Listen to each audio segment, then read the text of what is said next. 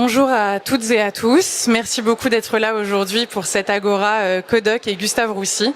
C'est une Agora qui nous tient à cœur puisqu'elle est faite avec un partenaire de longue date et un partenaire de qualité. Et nous allons essayer de vous présenter du mieux que nous pouvons l'automatisation et la fouille de données depuis un entrepôt de données de santé avec un cas d'usage concret à Gustave Roussy, donc premier CLCC d'Europe. Donc si vous me le permettez, je vais commencer par introduire l'ensemble des intervenants qui sont avec moi aujourd'hui. On va commencer côté Gustave Roussy avec le docteur Noura Selami, donc onco-radiothérapeute à Gustave Roussy, impliqué dans des activités cliniques et de recherche. Avec Madame Ikram Fifi, attachée de recherche clinique à Gustave Roussy et également impliquée dans des projets de recherche clinique du service de radiothérapie. Monsieur Arthur Delapalme, cofondateur et directeur général de la société Codoc, et Sophia Ourier-Gombeau-Saint-Ange, donc docteur en bioimagerie médicale et directrice produits et innovation de la société. Pour ma part, je suis Roxane, je suis responsable de la collaboration chez Codoc et j'accompagne notamment Gustave Roussy dans tout le partenariat.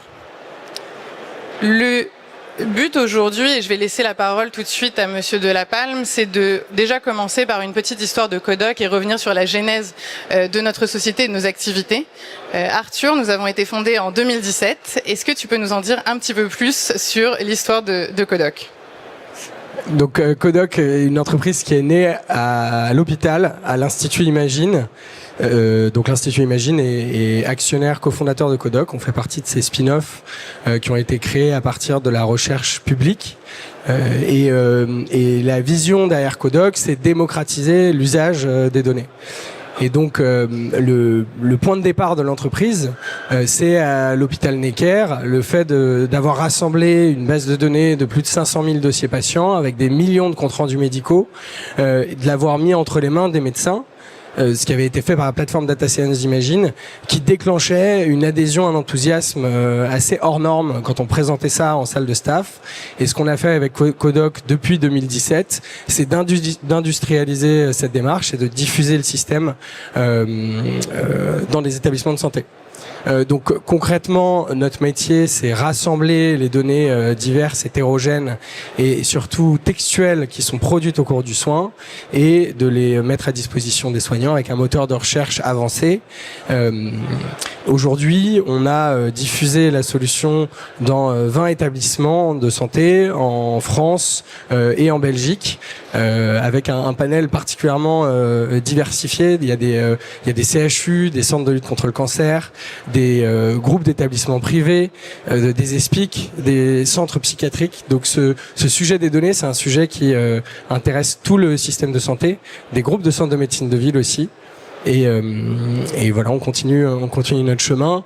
L'enjeu auquel on est aussi beaucoup confronté en ce moment, c'est le partage des données entre ces établissements qui s'organisent en réseau et sur lequel on intervient aussi avec le groupe Edgar, le projet Edgar des établissements du RESPIC. Il y en a certains dans la salle. Et donc ces groupements-là sont très importants pour le développement des entrepôts de données de santé puisque c'est l'alliance de ces établissements qui donne aussi une masse critique aux données et permet leur valorisation auprès des industriels et pour la recherche publique pour leur donner l'ampleur et la valeur qu'elles promettent mais qu'il faut encore réaliser. Merci Arthur pour cette première présentation. C'est un panel effectivement assez intéressant d'établissement. Je pense que pour pouvoir introduire encore un peu plus le sujet, on peut faire un petit point sur le partenariat entre Gustave Roussy et Codoc. Donc quelle était au départ la vision de Gustave Roussy de s'équiper d'un entrepôt de données de santé et comment est-ce qu'on est arrivé aujourd'hui à cette table ronde ? Gustave Roussy, c'est un de nos premiers partenaires. On travaille ensemble depuis 2019. Donc on était au début de l'histoire de Codoc. Ils ont et en fait la démarche de Gustave Roussy était de présenter un système qui était plébiscité par les soignants. Donc il y avait eu une vraie démarche collégiale au sein de l'établissement de présentation de l'outil aux équipes de recherche, aux équipes de soins, à tous les professionnels de la recherche, pas uniquement les médecins. Et c'est comme ça que leur choix s'est porté sur Codoc. C'était quand même un pari à l'époque. Voilà que j'espère est réussi parce que on a une collaboration qui a évolué au cours des années, mais qui a des résultats dont on est fier et on est particulièrement fier aussi aussi de pouvoir faire témoigner des soignants à Santexpo. Et voilà, je pense qu'on va leur laisser rapidement la parole, mais en tout cas, tout ce témoignage qu'on a préparé pour vous aujourd'hui, le but c'est aussi de vous encourager à venir découvrir ces outils plus en détail sur notre stand en G63 pour voir très concrètement quels sont ces usages des données, parce qu'aujourd'hui c'est quelque chose qui existe, qui est entre les mains des soignants et qui va transformer la façon dont on travaille dans notre système de santé. Merci Arthur. Tu as parlé de l'évolution du partenariat avec Gustave Roussy. Des évolutions dans des sociétés, ce sont aussi des évolutions de produits. Sophia, tu es arrivée en 2022 chez Codoc pour pouvoir travailler sur le produit et travailler sur ces aspects innovants qui font notre société. Est-ce que tu veux bien nous en dire un peu plus sur l'évolution des applications Codoc ? Oui, bien sûr. Alors, quand je suis arrivée, on commençait les travaux d'industrialisation donc de Dr Warehouse, qui avait été développé par Nicolas Garcelon, pour transformer ce produit de la recherche en un produit qui est conforme au référentiel de la CNIL, mais aussi qui va vraiment permettre de démocratiser l'usage en donnant en donnant ces outils dans les mains des médecins. Notre premier enjeu, ça a été l'industrialisation du moteur de recherche, qui en fait vient vraiment permettre aux cliniciens de venir exploiter, de venir fouiller la donnée textuelle, qui représente une grande partie de la donnée de l'hôpital, avec notamment les comptes rendus. Donc sur ça, on s'est attaqué à des grands chantiers comme la gestion de la négation, par exemple, les contraintes temporelles. Si jamais vous voulez retrouver des patients qui ont été par exemple hospitalisés aux urgences et qui ont eu un diagnostic en moins de 24 heures, mais aussi l'alimentation automatique de cohortes avec des critères d'inclusion et d'exclusion qui vont remplir automatiquement une cohorte au fil du temps. Merci beaucoup pour ces premières informations. Pour introduire le cas d'usage dont on va parler, il faut introduire aussi les modules un peu plus en détail. On a un module chez Codoc qui s'appelle le module d'extraction. Est-ce que tu veux bien nous parler un peu plus de ce module ? Là encore, avec plaisir. Donc une fois qu'on a permis de trouver ces patients simplement, efficacement, on a voulu aller plus loin et donc s'attaquer à la question des jeux de données. Donc évidemment, pour tout ce qui concerne la donnée structurée, par exemple des données de biologie, l'approche elle est finalement assez simple. On va venir faire des moyennes, des médianes. Mais pour tout ce qui concerne justement cette donnée structurée cette donnée non structurée qu'on avait permis d'exploiter avec le moteur de recherche, c'est poser la question de l'approche. Nous, de notre expérience de la recherche que l'on peut avoir avec l'Institut Imagine, avec les chercheurs qu'on côtoie, ou encore dans nos propres projets de recherche, comme par exemple avec Meditwin, c'est qu'il nous semblait compliqué, voire impossible, de créer une liste finie a priori de variables pour l'ensemble de nos établissements, au risque finalement en fait de les freiner, de les brider dans leur recherche, et nous on croit la créativité des projets de recherche. Donc pour ça, on a créé un outil qui est 100% personnalisable et qui en fait va pouvoir permettre de répondre aux plus grands cas d'usage possibles, même si évidemment on travaille aussi en parallèle à la structuration de certaines données qui sont fréquemment usitées. Et cet outil, concrètement, qu'est-ce que tu peux en faire ? Qu'est-ce que ça donne ? Donc l'idée du module d'extraction, c'est de pouvoir extraire de la donnée. Finalement, on n'a pas été très original sur ce nom. Donc c'est assez transparent. Donc en fait, l'idée, c'est vraiment de venir combiner cette vue 360 du dossier patient qu'on a grâce aux entrepôts de données de santé avec la puissance du moteur de recherche. Donc l'usage, il est finalement assez simple. Vous allez créer une question qui correspond à une variable, et à cette question, vous pouvez lui associer une requête. Et ça va vous permettre de venir localiser l'information efficacement et rapidement.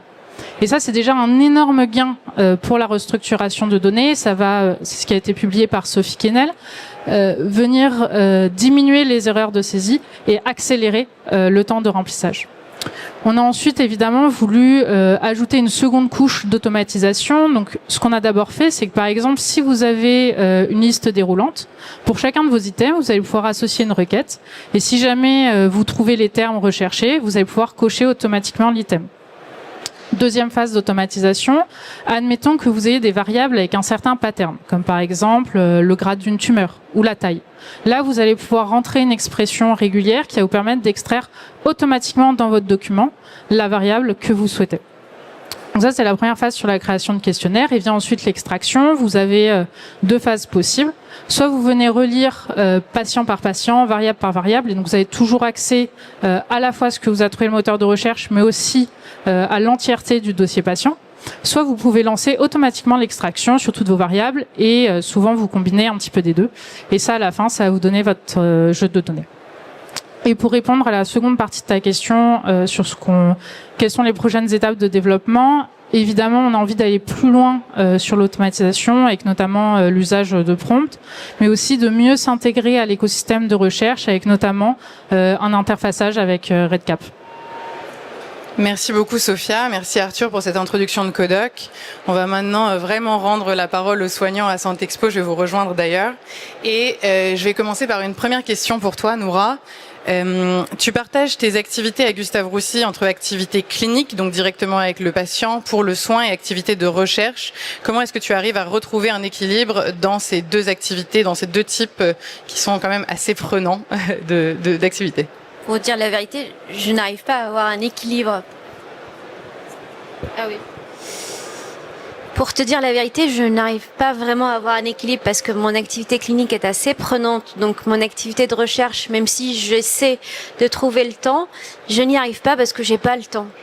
Et Codoc, c'est là où je l'ai découvert, et c'est lui qui m'a vraiment aidé à avoir ou à concrétiser mes sujets de recherche, parce qu'il m'a aidé à probablement faire tout ce que je devais faire en recherche en un temps record, chose qu'on n'avait pas la capacité de faire quand on n'a pas le temps de faire de la recherche, parce qu'on a une activité clinique assez prenante. Et pour dire vrai aussi, c'est que Codoc ne m'aide pas que pour mon activité de recherche, mais m'aide aussi pour mon activité clinique quotidienne, parce que je l'utilise même en consultation, on l'utilise même, par exemple, pour chercher des données sur des patients, des choses comme ça. Donc vraiment, c'est un outil qui nous aide non seulement pour la recherche, mais aussi pour l'activité clinique courante. Après, je pense que je vais te donner peut-être quelques exemples par la suite. Merci beaucoup Noura. Une question pour toi maintenant Ikram. Effectivement, dans ces activités de recherche que tu mènes également à Gustave Roussy, on va avoir différents logiciels métiers. La donnée, elle n'est pas simple, elle est multiple, elle est complexe, elle vient de différents logiciels, elle vient de différentes sources. Comment est-ce que tu fais pour l'utiliser? Comment est-ce que tu fais pour la retrouver? Et qu'est-ce qu'a cette place, enfin quelle est la place qu'a cette donnée dans ton travail de recherche? Bah, écoutez, les données ont une place importante dans mon travail, vu qu'en tant qu'attaché de recherche clinique, j'épaule les médecins dans leurs projets de recherche rétrospective. Donc, mon travail consiste à recueillir les données et à les structurer. J'interviens dans plusieurs projets. Donc, déjà, ça devient très rapidement chronophage quand on a plusieurs projets à traiter avec plusieurs patients, des thématiques différentes, même si on reste dans la globalité, dans tout ce qui est radiothérapie, le lien avec l'immunologie. Mais du coup, l'avantage de Codoc, c'est qu'on peut réunir en 3 en 1, je dirais, plusieurs logiciels qu'on exploite quotidiennement uniquement avec Codoc. Par exemple, j'utilise un logiciel qui s'appelle Ambre, qui permet d'accéder aux dossiers patients, etc. Un autre logiciel qui permet d'avoir tout ce qui est données biologiques, etc., entrer un peu plus dans le détail. Et ça devient très vite épuisant de devoir switcher entre les différents logiciels, traiter patient par patient. Et l'avantage de Codoc, c'est que on peut retrouver toutes ces informations-là dans un seul et même logiciel, sans forcément besoin de switcher entre différents logiciels. Et ça permet aussi de structurer tous les projets dans lesquels j'interviens. Donc ça me permet de m'organiser aussi au quotidien, de pas perdre le fil, et ça permet aussi de garder une certaine fiabilité de ce que je récolte en termes de données. Merci beaucoup pour cet exemple. Tu l'as dit, jouer et passer d'un logiciel à l'autre, c'est toujours compliqué. La donnée vient d'un nombre d'endroits assez incalculable, surtout à Gustave Roussy. Elle est parfois difficile à rassembler, elle est parfois difficile à traiter, elle est parfois difficile à extraire. Je pense à 2 projets que on mène, sur lesquels Codoc vous aide à avancer aujourd'hui. On a un projet avec des milliers de patients, des centaines de variables à trouver, et quand on a un projet aussi conséquent, c'est dur et on s'y perd facilement. On a un autre projet qui est un projet avec autant de variables, voire plus, un peu moins de patients, mais qui est un projet d'envergure, puisque Noura, tu le mènes avec l'Institut Curie également. Aujourd'hui, et via les outils Codoc, tu en as parlé, Ikram, mais on peut restructurer la donnée. Comment est-ce que vous avez fait pour restructurer cette donnée? Qu'est-ce qui peut vous aider dans le module d'extraction que Sophia a présenté juste avant? Dans un premier temps, il y a le SDE. À partir d'un questionnaire, on peut rentrer les informations qu'on veut récupérer à partir de questions. Donc il suffit seulement de rentrer les mots-clés qui reviennent assez régulièrement dans les comptes rendus. Donc par habitude, à force de lire plusieurs comptes rendus passants, on sait quel type de mots-clés on peut mettre en fonction de la question qu'on souhaite avoir. Et puis il suffit de lancer l'extraction et on a la donnée qui est surlignée, qui est mise en avant, avec quand même, on garde quand même la main sur le contrôle qualité, donc on peut toujours retourner au document source à côté. Donc ce qui permet aussi nous de vérifier si c'est bien la donnée qu'on souhaite récupérer, etc. Donc c'est un gain de temps énorme, parce que par exemple je pense à un projet qui est le projet Coral sur lequel je travaille actuellement, dont il y a plus de 3600 patients qui sont inclus depuis 2024, donc et dont l'objectif est d'harmoniser les prises de sang et de récupérer les données cliniques afin d'avoir une cohorte de patients et de pouvoir faire le lien entre l'impact de la radiothérapie et de la lymphopénie radioinduite. Donc on jongle sur des données cliniques et des données biologiques. Et l'avantage de Codoc, c'est qu'il nous permet en 15 minutes, je dirais, en rentrant toutes les variables qu'on veut récupérer, d'avoir l'intégralité des données qu'on souhaite avoir sur majoritairement 3500 patients, je dirais. Ce qui est incroyable, parce que ça me prendrait, je pense, des mois pour récolter toutes ces données si je devais faire ça manuellement, compte rendu par compte rendu, et de jongler de document en document si Codoc n'était pas dans mon travail. Merci beaucoup. Et Noura, je ne sais pas si tu veux dire quelque chose sur le projet du loblastome ou un autre projet en général, sur justement le temps que ça peut te faire gagner dans ton absence de temps pour la recherche. Je voulais compléter un petit peu ce que Ikram disait, c'est que ça ne sert pas que pour juste compléter une base de données ou remplir une base de données, c'est aussi au tout début pour faire un listing de patients.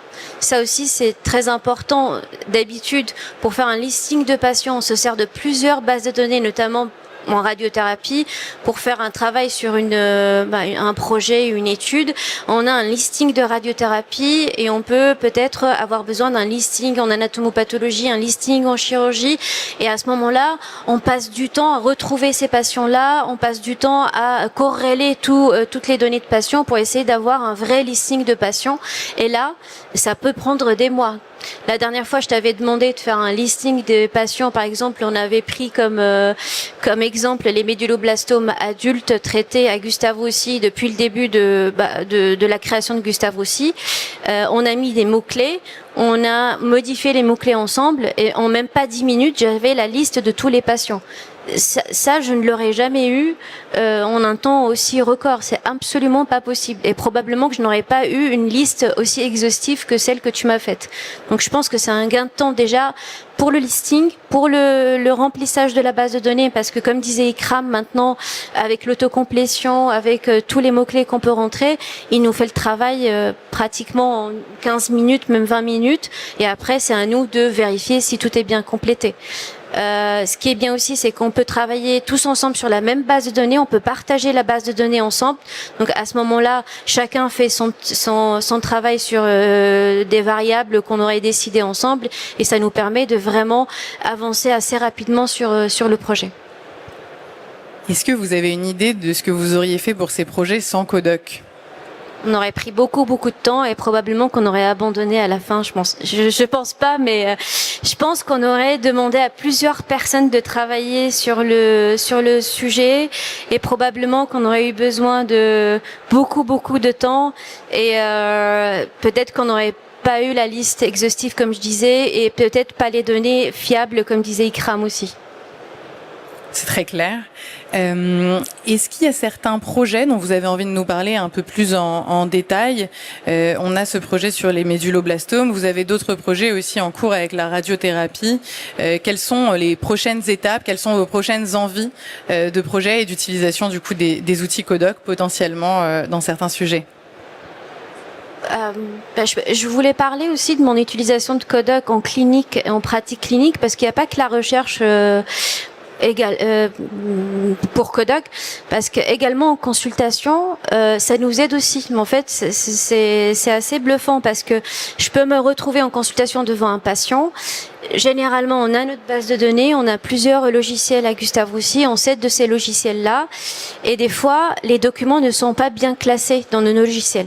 Donc des fois, moi, j'essaie de retrouver une information, ça me prend beaucoup de temps en consultation pour retrouver cette information pour un patient, et à ce moment-là, j'ouvre Codoc, j'ouvre mon patient, je mets les mots-clés ou l'information que je veux retrouver, et là, en même pas une minute, j'ai l'information, alors que ça m'aurait pris probablement une dizaine de minutes pour la chercher dans le dossier du patient. Du coup, ça m'écourte mes consultations et ça me permet de m'aider dans mes consultations.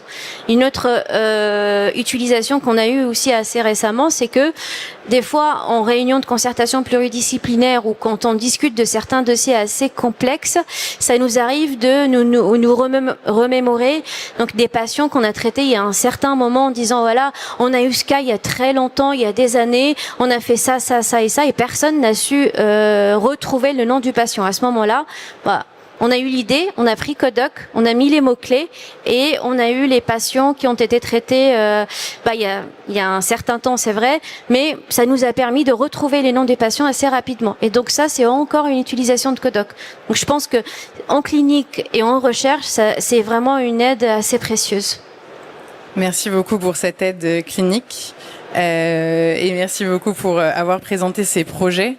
Effectivement, on essaye de couvrir un peu tous les cas d'usage que vont avoir les soignants au sein des établissements dans lesquels on est implémenté. Donc on a cet aspect clinique qui est très important puisque, effectivement, comme tu le dis, Noura, la recherche c'est important, la prise en charge du patient et la prise en charge de la pathologie, ça l'est également. Donc pouvoir retrouver les informations plus facilement, savoir comment les traiter, c'est un des sujets qu'on souhaite aborder le plus. Et j'ai l'impression, Arthur, que tu veux rajouter quelque chose puisque tu as pris le micro. Non, mais tu as tout dit. C'était un des fondements de la démarche aussi de Codoc au début, de la recherche translationnelle, d'avoir ce lien perpétuel entre recherche et soins. Et il y a un papier de Jennifer Frankovich qui est en fait assez ancien dans les années 2000. Et les premières utilisations des données par les soignants, c'est ça.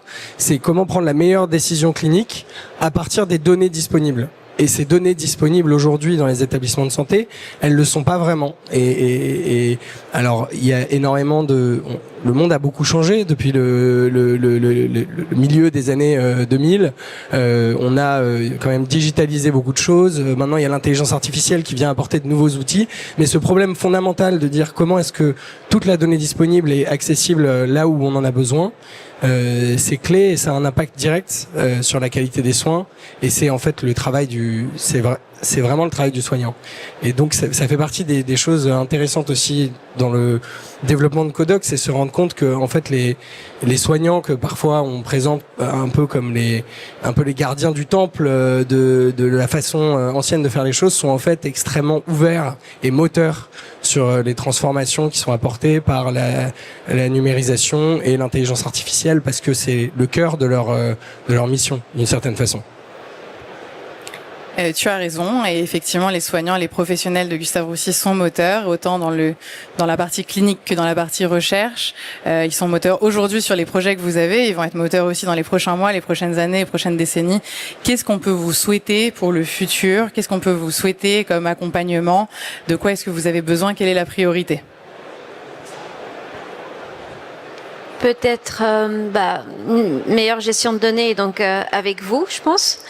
Et probablement une collaboration avec plusieurs autres centres qui vont utiliser aussi Codoc, qui nous permettra d'avoir une base de données globale et de partager, de faire des travaux partagés, des études partagées, et d'utiliser la même base de données, je pense. Tout à fait, c'est notamment ce qu'on met en place, Arthur, tu le disais en introduction, avec le réseau RESPIC, donc le réseau de la recherche pour les ESPIC et la plateforme EDGAR, qui sera la plateforme multicentrique de ces établissements qui vont pouvoir collaborer ensemble sur certains projets. On peut espérer bientôt, je l'espère, collaboration avec Gustave Roussy et d'autres établissements du réseau Codoc ou hors réseau Codoc, mais qui vous permettra vraiment de récupérer, retrouver, réutiliser la donnée et d'avancer pour le patient, pour la prise en charge et pour la santé en général. Ikram, peut-être que tu as aussi un souhait pour le futur ou une demande à faire à Codoc, on peut carrément y aller. Mais... Alors, je dirais plutôt, pour l'instant, on peut accéder à tout ce qui est données cliniques et biologiques, mais pourquoi pas accéder à tout ce qui est données d'imagerie. Surtout que nous on est dans l'unité de radiobiologie et on travaille beaucoup avec tout ce qui est imagerie et très souvent on jongle un peu entre les données biologiques cliniques et les données d'imagerie.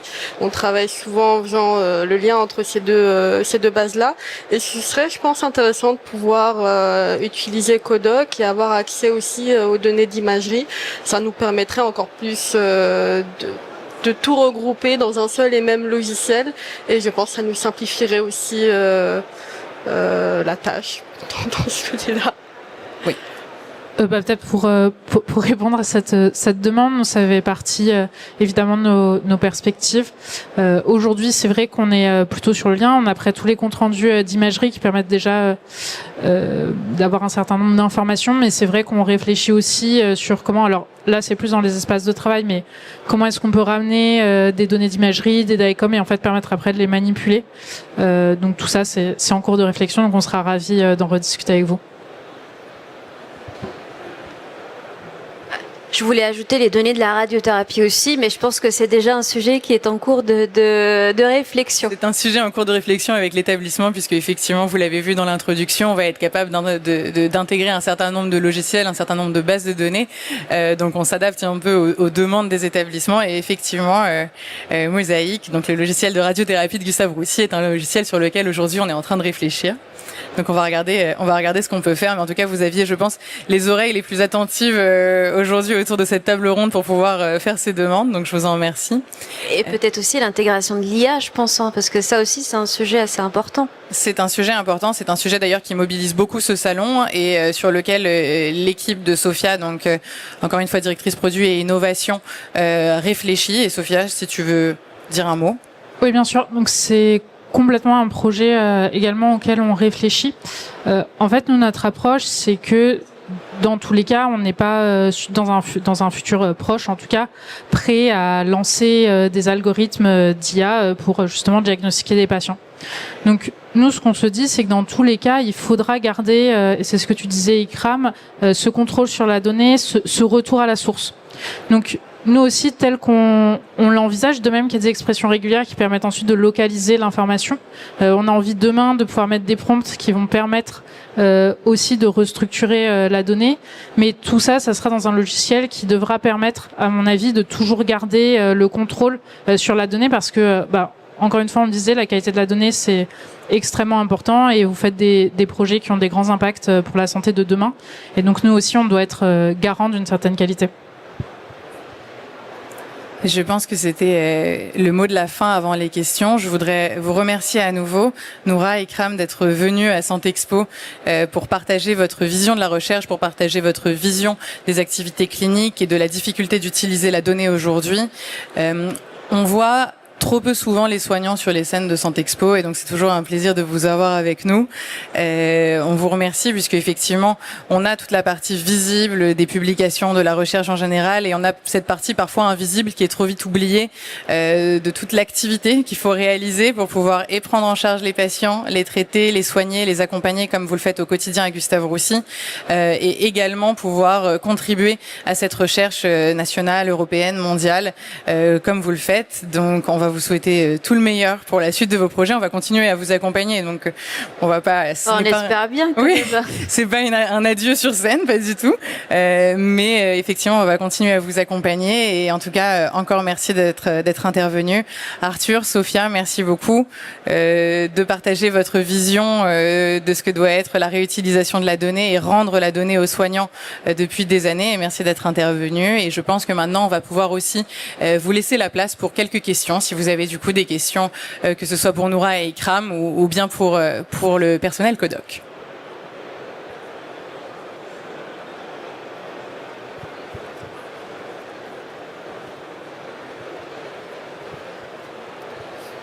Bonjour à toutes et à tous, merci pour ce partage. Vous avez parlé de tous les avantages et tout ce que vous gagnez comme temps en utilisant Codoc. On a assez peu entendu le volet modèle économique et finalement manipuler beaucoup de données, ça coûte aussi de l'argent et donc j'étais curieux de savoir comment ça s'inscrit dans des organisations comme la vôtre.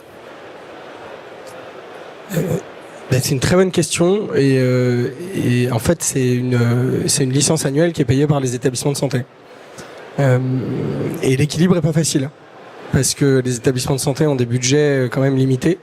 C'est des investissements qui sont conséquents, mais c'est une partie essentielle du business model de Codoc parce que il y a cette notion de contrôle qui est tellement essentielle parce que la donnée c'est le cœur de leur activité, donc ils doivent la maîtriser et donc Codoc est en fait rentable sur cette activité avec les établissements de santé. Maintenant, c'est des activités qui ont une croissance aussi mesurée. La transformation du monde de la santé, c'est quelque chose qui est progressif. Les entrepôts de données de santé, ça fait maintenant 7 ans qu'on en parle. Il y en a dans quelques hôpitaux. Ça, c'est pas les 90 000 établissements sanitaires et médico-sociaux en France sont pas équipés, même si on espère tous que ça sera le cas un jour. Donc le retour sur investissement pour les établissements, c'est aussi beaucoup les collaborations qu'ils vont créer, les financements publics qu'ils vont pouvoir obtenir pour la constitution de ces entrepôts, mais aussi les financements privés, parce que ces données, elles ont beaucoup de valeur quand elles sont mises en action, quand elles sont partagées entre les établissements, pour les industriels pharmaceutiques, pour les entreprises de medtech, et puis pour le développement de l'intelligence artificielle, parce que données et intelligence artificielle, c'est deux faces de la même médaille, et donc voilà. Merci.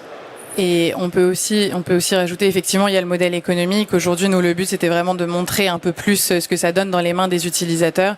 Le modèle économique et la vision de Codoc, c'est vraiment de permettre aux soignants d'aller rechercher la donnée et de pouvoir réutiliser en fait le fruit de leur travail, tout ce qu'ils ont produit au sein de l'établissement. Donc ça, c'est aussi à considérer. Nous, on a une licence, mais on est là pour tout. Les professionnels du soin dans les hôpitaux qui ont besoin de nous et qui ont besoin d'un compte et d'un accompagnement.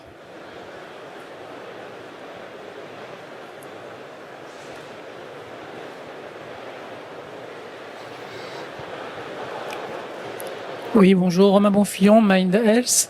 J'avais 2 petites questions. À date, je voulais savoir s'il y avait tous les éléments de la suite Codoc qui étaient que Gustave Roussy utilisait.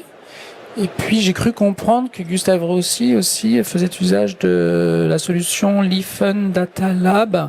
Est-ce qu'il s'agit d'une solution complémentaire à celle de Codoc ou concurrente ? Alors, pour la première partie et sur la partie des applications qui sont installées à Gustave Roussy, donc Gustave Roussy bénéficie de Codoc Research Hub, qui est l'application développée par Codoc sur un espace particulier et donc soumis au règlement de la CNIL. Et pour la partie Leaf and Data Lab, ce n'est pas exactement la même activité, effectivement. Donc on ne peut pas parler de solutions concurrentes. Nous ne sommes pas sur les mêmes utilisations. Nous ne sommes pas sur le même produit. Est-ce une solution complémentaire ? C'est une bonne question. C'est une question qui mérite réflexion et voir vraiment ce que les deux sociétés apportent aux utilisateurs de Gustave Roussy. Mais nous ne sommes pas effectivement sur les mêmes besoins, les mêmes interlocuteurs et les mêmes demandes. Peut-être pour illustrer, à Gustave Roussy, il y a 20 cohortes qui sont créées chaque mois sur la suite Codoc. Donc c'est un usage peut-être plus horizontal pour toutes les aires thérapeutiques, les différents métiers. Et donc c'est l'établissement qui va être une forme d'autonomie dans la génération de nouveaux projets de recherche. Donc sur le Data Lab, il y a un certain nombre de cohortes qui cette fois-ci vont aller attirer des centres à eux pour sur un petit nombre d'aires thérapeutiques cette fois-ci. Donc de ce point de vue-là, ça m'étonne pas qu'elles puissent vivre, ces solutions puissent vivre ensemble en harmonie avec Gustave Roussy. En tout cas, nous, on n'a jamais eu de sujet par rapport à ça.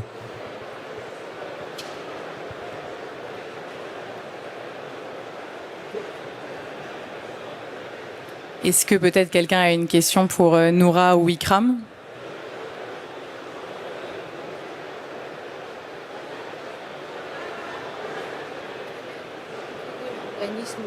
Est-ce que vous avez un dernier mot avant qu'on rende le micro?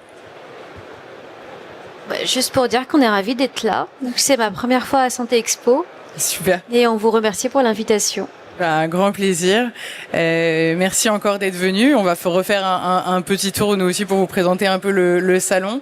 Et si certains veulent avoir plus d'informations, veulent avoir une démonstration ou rencontrer les équipes, on a pas mal de profils aujourd'hui de Codoc qui sont présents au stand. Donc comme le disait Arthur, G63.